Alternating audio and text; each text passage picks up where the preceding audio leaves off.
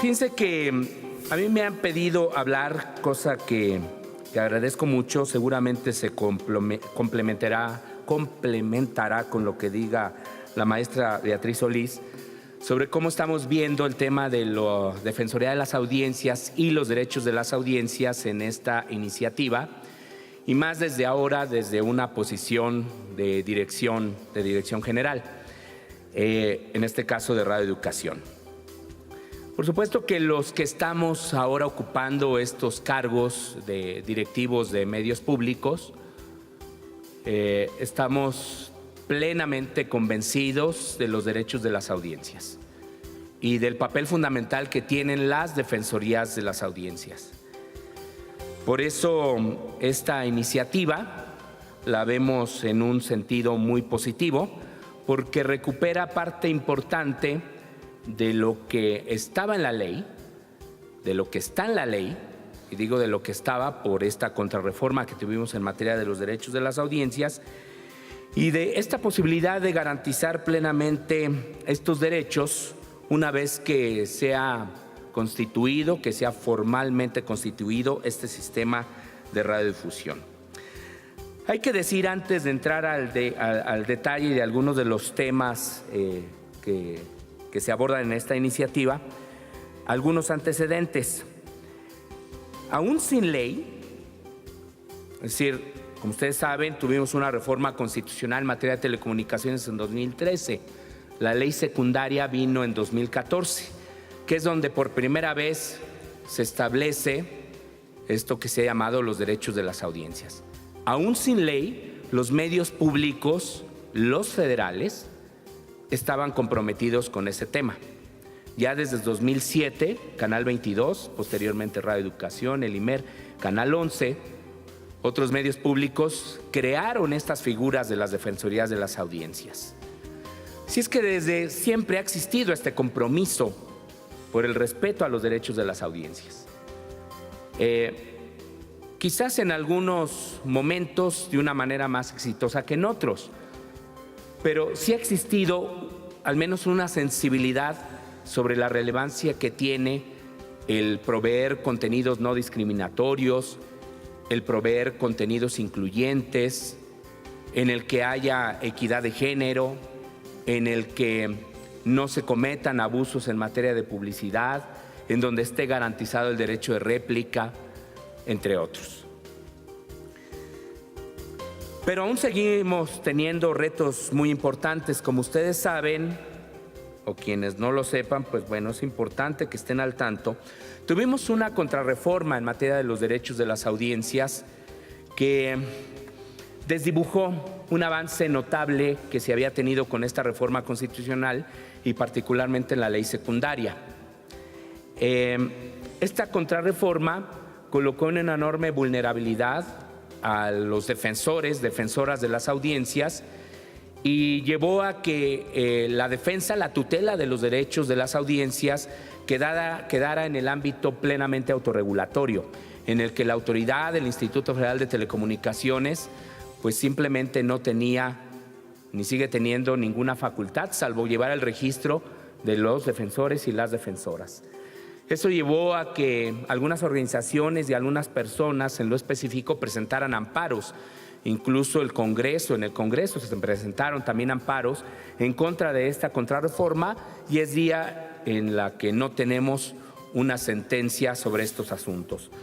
Pero eso no debe ser pretexto como para no avanzar en este terreno, y ahí los medios públicos tenemos un compromiso ineludible.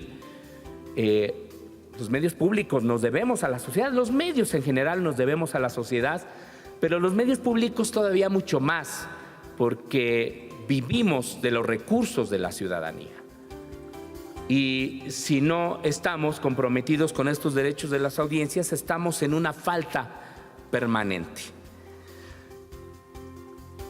Con la transición de permisos a concesiones de uso público, las emisoras de radio y televisión pública han cumplido en muchos casos con la obligación a nivel nacional y obviamente también a nivel federal, pues a nivel federal, local, estatal, han cumplido con la obligación de tener las defensorías de las audiencias.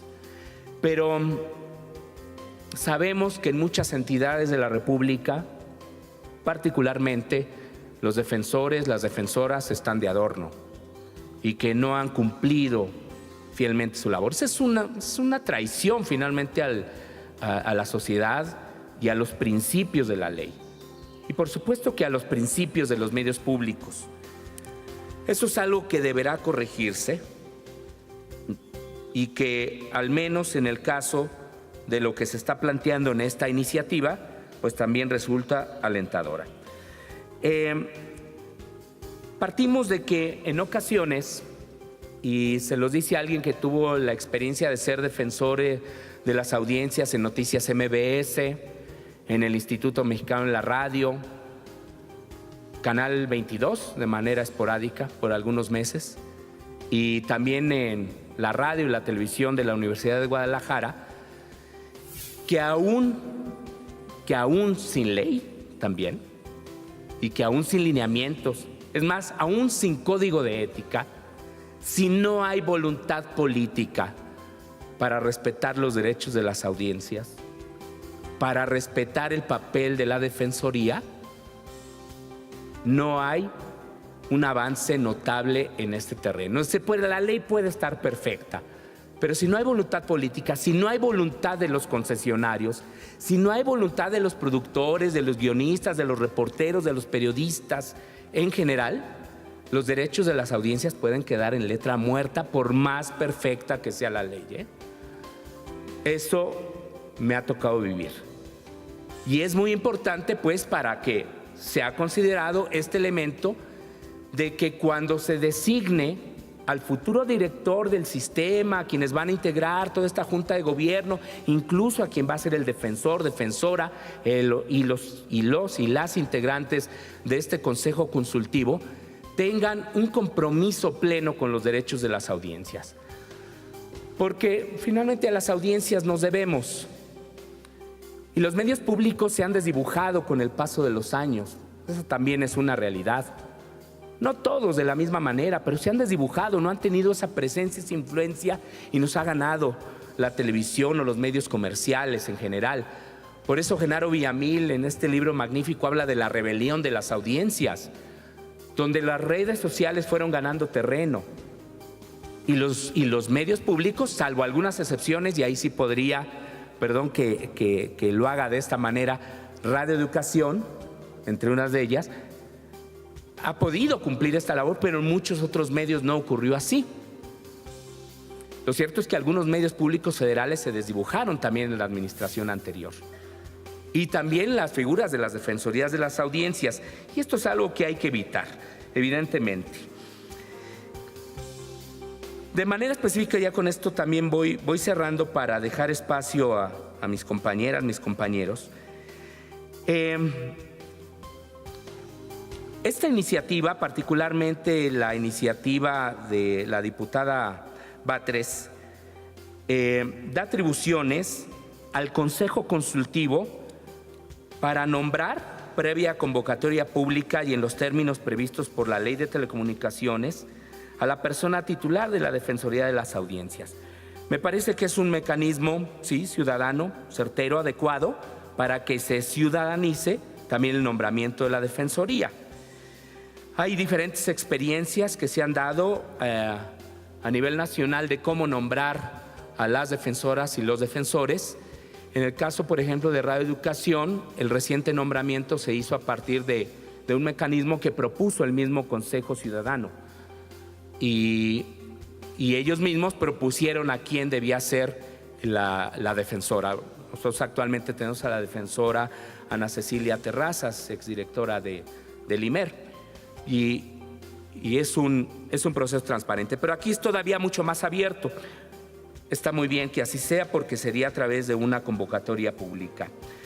Luego también se le dan facultades a este mismo Consejo Consultivo para generar e impulsar mecanismos de participación ciudadana a fin de atender las inquietudes y propuestas de las audiencias, tomando en consideración aquellos recibidos por la Defensoría de las Audiencias. Es decir, el defensor podrá emitir las recomendaciones, sugerencias, quejas a este Consejo Ciudadano. El Consejo Ciudadano, a su vez, también los planteará. Aquí faltaría, digamos, un amarre para que dentro de las atribuciones que no vi, de las atribuciones del director general, es darle seguimiento y atender todas estas recomendaciones. Yo sé que suena como una obviedad dentro de las facultades, que tenga el director atender todas estas peticiones, pero si se enlaza este elemento, sería todavía mucho mejor para que sean tutelados estos derechos.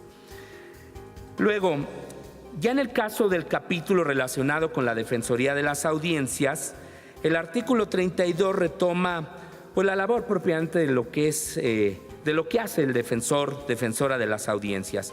Entonces habla de que puede optar en el caso de la difusión de su actuación por correo electrónico, páginas electrónicas, número telefónico, dice las cuales deberán contar con funcionalidad de accesibilidad para audiencias con discapacidad, y le agregan esto que nosotros criticamos mucho de los lineamientos, siempre y cuando no implique una carga desproporcionada. Por favor, o sea, eso hay que quitarlo. Hay que brindar todas las facilidades a las personas con discapacidad para que puedan presentar sus quejas, sugerencias, observaciones. Ese es un compromiso ineludible. El defensora durará en su encargo 3 años. Está bien, puede ser reelecto por una ocasión más, si así lo considera el Consejo de Administración. Yo creo que también es algo adecuado. Finalmente, el artículo 36 refiere que como mecanismo de socialización y rendición de cuentas, el defensora deberá tener un espacio al aire por un tiempo máximo de 5 minutos y de manera mensual. Oigan, no sean así. ¿Por qué tan poquito tiempo? La experiencia que se ha tenido aquí en México y a nivel internacional es de que hay que darle un espacio al menos una vez a la semana, ¿no? Para que es no solo pues el tema de tratar sus temas, de darle seguimiento a las quejas, observaciones, quejas, etcétera, etcétera, sino también llevar a cabo esta labor de alfabetización mediática e informacional. Y este espacio es fundamental para ello. Así es de que pues yo sugeriría muy respetuosamente a las diputadas, los diputados que incorporen más tiempo. Noticias MBS, por ejemplo, tenía un programa semanal de 1 hora. El IMER tiene un programa semanal de media hora, al igual que Radio Educación. El Canal 22 llegó a tener también un programa a la semana de 1 hora. Y así por el estilo. Yo creo que debería el sistema público de radiodifusión de la Ciudad de México tener un espacio mucho más amplio. En todo caso, y esta es una última sugerencia, ya para lo que sería el reglamento o los lineamientos en sí ya propiamente de esta ley, debería de ser todavía mucho más exhaustivo el tema de los derechos de las audiencias. Se deben de ir mucho más allá de lo que dice la ley para que, así como se hizo en la Universidad de Guadalajara, los lineamientos eran exhaustivos, se parecían mucho más también a los lineamientos que en su momento propuso el Instituto Federal de Telecomunicaciones, para que no quedara en cuántos eran, Betty, teníamos en la ley 9, ¿no? 9, pero tú tienes la contabilidad de 30, al menos 30 y tantos. Bueno, en el reglamento o en esta misma ley podrían incorporarse estos derechos de las audiencias para de esta manera fortalecer esto que es fundamental en la relación entre medios y sociedad. Finalmente, exhortar también a las diputadas, los diputados, muy respetuosamente, a que este artículo que se refiere al presupuesto mínimo para la operación de este sistema se conserve, del 0.05%, si no mal recuerdo. Exactamente, ese sería un punto de referencia a nivel nacional. Deberían de ver las dificultades que estamos viviendo en Radio Educación por este recorte, por ejemplo, de presupuesto que han vivido también otros medios públicos, porque eso debilita a los medios públicos de una manera muy importante y no nos permite llevar a cabo como debiéramos esta función social tan importante. Ahora que estamos hablando de la 4ª transformación de esta coordinación de medios públicos que está presidiendo Genaro Villamil, vemos con mucho aliento a que al menos sí en el próximo año sí podamos establecer este referente que aquí se está estableciendo en la Ciudad de México para que se haga también a nivel federal y en cada una de las entidades y podamos seguir llevando a cabo de una mejor manera nuestra función social.